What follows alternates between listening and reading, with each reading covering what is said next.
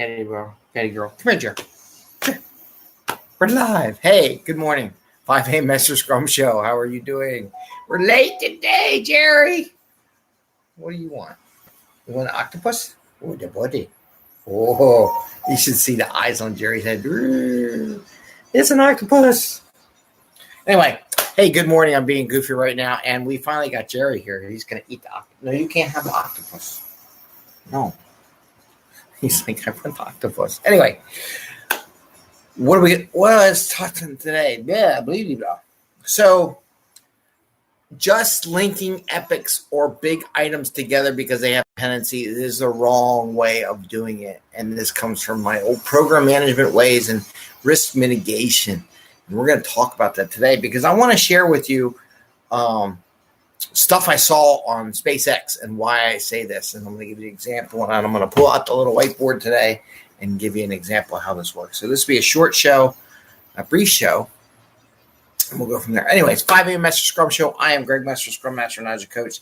This is our 692nd episode. And we're going to try to make this quick so I can get the kids off to camp. And we talk about Scrum and Agile in a practical and tactical way so you can deliver value, real value to your customer in a rapid fashion without working crazy hours to get there, which kind of was my experience the other day. And I want you to get home to family and friends so you can take vacation. It's summertime here in the States, and a lot of people are on vacation during August, so I just get that. But meet with family and friends so you can build those bonds and have some fun. Have fun in the office too, because we always talk about that. I'll do some more fun episodes in the office, fun things you can do in the Scrum world and how you should do it. I'm not sure how you do it, but suggestions. So, linking epics, big room planning. I can't even think of the whole thing. Quarterly iteration planning, PI planning events, and safe stuff like that.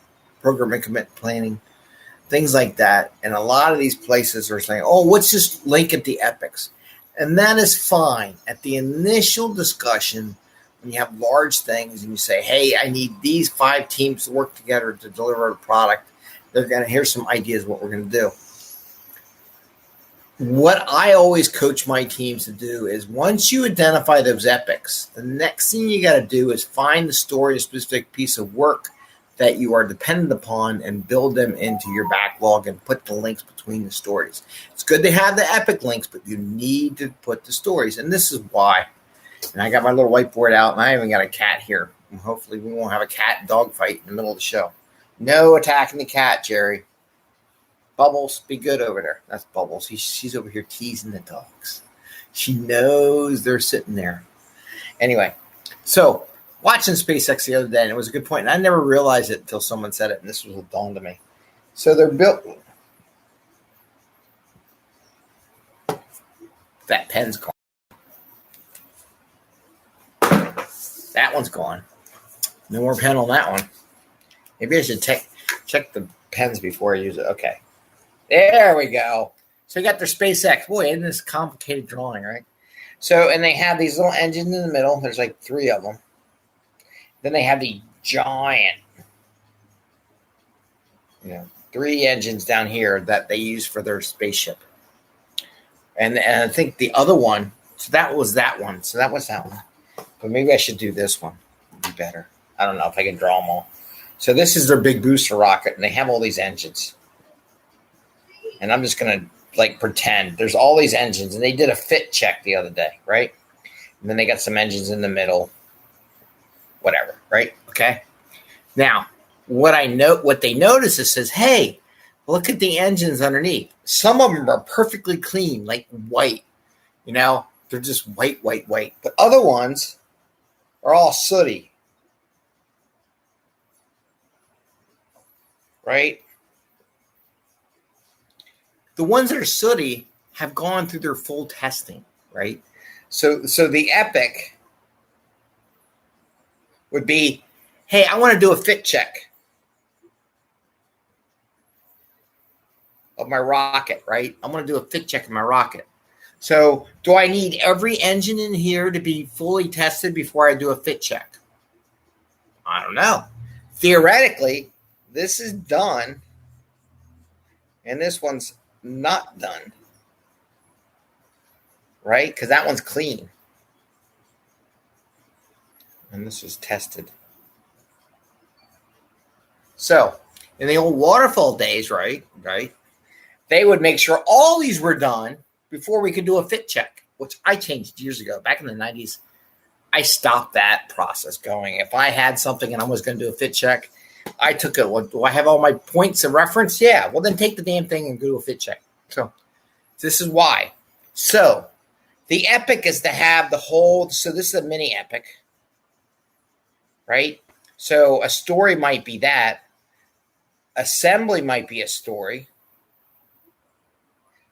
right? And then another story would be test, right?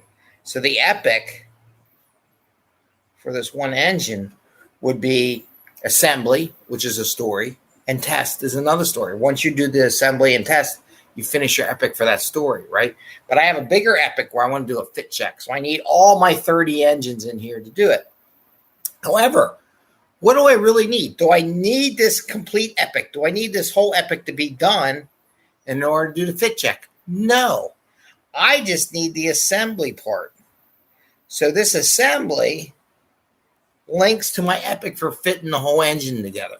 See how that works? So when you just do epic here to here, people think, well, the whole epic has to be done. The whole engine has to be done before I can do this other epic. It's a successor or predecessor to this, right? No, I just need the assembly done. So what we need to do after we do this look, is we need to go down and say, what exactly do I need from the other team in order to continue my work? And this is where the teams mess up.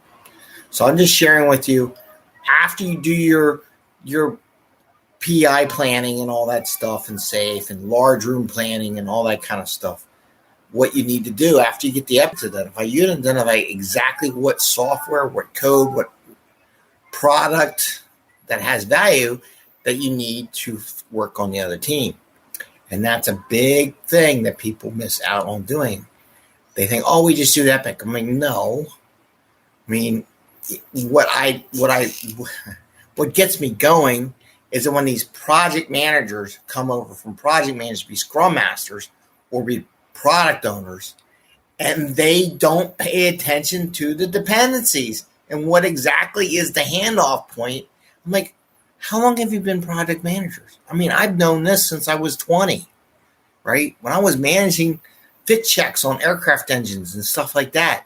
I'm like, is it all assembled? Yes. Take it over there, make sure it fits, and then everything's good, and then you can have it back and finish whatever you got to do. I was doing that in my 20s. So, again, if you're just stopping at the epic level for your dependencies, you're doing it wrong. It's a good first check. Let's do that, but then you need to spend some time and find exactly what in that epic that you're really dependent upon, so your team can progress, because the idea is to get value to the customer sooner and not later. So with that, that's the end of the show. Please give it a thumbs up if you like the show. Again, don't stop at the epic level for your dependencies. Make sure you go to the next level. And I did a show on that where you actually identify which sprint the stories are there, so you know when you can do your work for your team. You need to establish that. Please ring the bell once, twice.